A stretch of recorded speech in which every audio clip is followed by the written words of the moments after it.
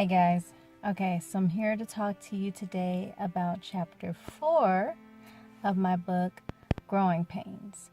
Chapter 4 is called I'm Not Your Superwoman. This chapter was really inspired by the ideal that I really wanted to be Superwoman.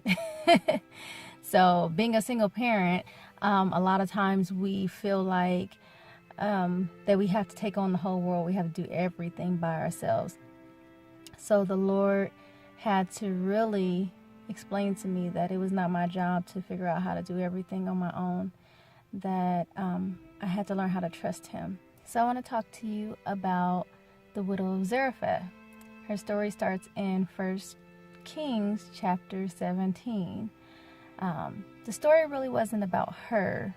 She just kind of ended up in that situation.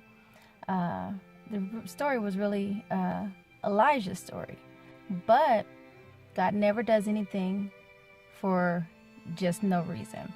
So God sent him there, and there was a widow there, and this widow, they don't say her name. They say she has a son. Obviously she's a widow, so her husband has passed away. He was the one who was providing for their household, and now they didn't really have anything. You know, her plan was that they were on the last bit of their flour and oil, and she was going to make some bread, and her son would eat it, and then they would die, because she didn't have any hope left. She didn't know what else she was going to do. But the Lord sent Elijah. Now Elijah went and he told her, she said, well, I'm just gonna die, I'm just gonna make this bread, and me and my son are gonna eat it, and then after that I'm gonna die, and we're gonna die together because we don't have anything else. And she had already given up her will to live. And Elijah said, okay, go ahead and make the bread, but first give it to me. Let me eat, and then make me one, and then whatever is left over, then you keep for you and your son. You would think that she just told him, sir, this is all the food that I have left. And then he said, okay, well, I'm going to pray a blessing on you so that you have more than enough. He didn't say any of that stuff. He said, okay, I got it. That's all you got left. But first, give me some, and then you have what you have left. They don't got that much stuff left to begin with. But anyways, long story short, read the Bible. She did what he said, and it ended up so that there was a blessing on the flour and the oil, that it never ran out. So I said all that to say, when you feel like you're in a situation that you have to be Superwoman, or if you're a guy, you have to be Superman, and you have to do everything on your own, that is the time where you really need to take it to God and say, listen, God, I know that I've been trying to live this life and do this thing by myself. I thought that I could, but I come to the realization that I can't do it alone. I need your help.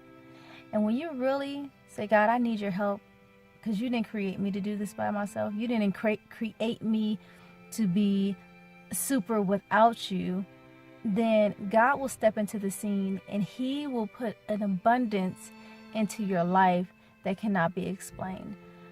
If you read my book, in this chapter, I share a lot of testimonies. I talk a lot about, being a good steward over your finances and different things, because that was one of the biggest things really for me and for most people in the world, is that you don't have enough money. So me, when I became a single mom, even before I was a single mom, but I struggled a lot with my finances. I was on welfare. I just didn't have enough. Even if I felt like I made a good amount of money at my job, it was never enough. Like, my ends never met. They say, ends meet. Mine never met. But I didn't have enough money to make it through the month, So I was on welfare, and growing up on it, I hated being on it because I felt like it was, part of a stereotype, and I didn't want to be a statistic. But at the same time, it was like, I need this because I don't know how to do this by myself. But when I really started trusting God and gave it over to Him, and He showed me that trusting Him to be my provider and being obedient to Him when it came to my finances, that He would take care of me and I wouldn't have to rely on the government to take care of me, it just lifted a burden off of me. It just freed me up. I won't lie though. When they sent me a letter saying that I no longer qualified for welfare, I thought I was going to lose my mind. I thought I was going to have, a nervous breakdown because I hadn't been off of it. So I didn't know how to just be off of it and be okay. And so it was scary. But I got to a place where I was like, oh, God, this is you. You didn't want me to be on this ever in the first place.